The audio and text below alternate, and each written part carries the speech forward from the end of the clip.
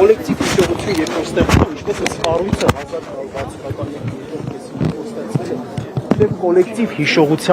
հիշողություն մարմնավորող կառույց նպատակը հենց եղել է հայոց ցեղասպանության միջազգային ճանաչումն ու դատապարտումը։ Միայն հիշելու համար չէ, որ ստեղծվել է, որովհետև միայն հիշելու համար յուրաքանչյուր վերապրած իր ընտանիքում կհիշեր։ Եվ ես ուզում եմ հիշատակել, որ հենց այս խորհրդային Հայաստանում, երբ որ ստեղծվեց կոլեկտիվ հիշողության այս հանգամանքները, դրանից հետո սկսվեց հայոց ցեղասպանության միջազգային ճանաչումն ու դատապարտումը։ Եվ հայոց ցեղասպանության միջազգային ճանաչումն ու դատապարտումը եւ Արցախյան հարցը, բացի նրանից, որոնք որ մեր արունահոսող վերքերն են եւ արդարության հասնելու համար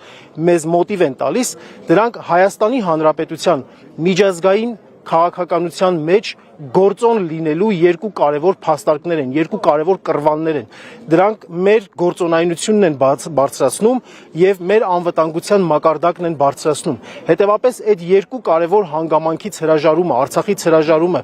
եւ հայոց ցեղասպանության միջազգային ճանաչումը եւ դատապարտումը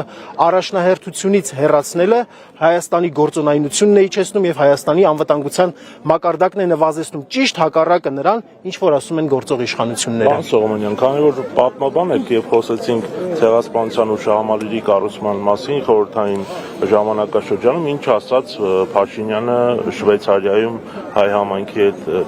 իր այդ խոսքերը, որոնք գնահատվեցին որպես ցեղասպանության հարցը, ցեղասպանությունը կասկածի տակ դնող, ասում են, ինչպես եղավ, որ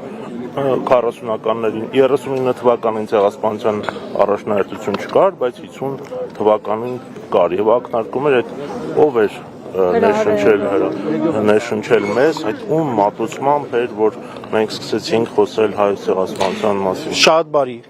Ինքը ցանկանում է դրանով բնականաբար ակնարկանել, որ դա ոչ թե հայ ժողովրդի ներսից եկող հարց է, այլ դրսից հրավիրված, նա սուտ է ասում, որովհետև այո, հայ ժողովրդի արդարության հասնելու, իր մեծագույնի հանդեպ գործած մեծագույն ոճիրը դատապարտել տալու եւ պատժել տալու այդ մղումը խորհրդային ինչ որ ժամանակահատվածում լրացվել է։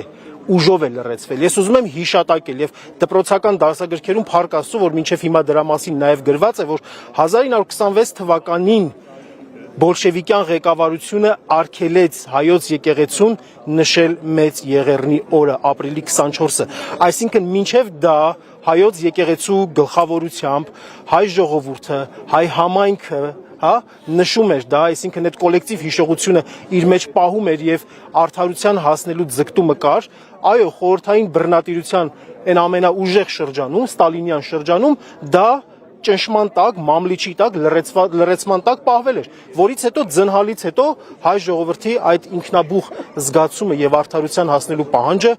արեց այն, ինչը որ մենք ականատես եղանք հատկապես 60-ական թվականներից սկսած։ Շնորհակալություն ձեզ։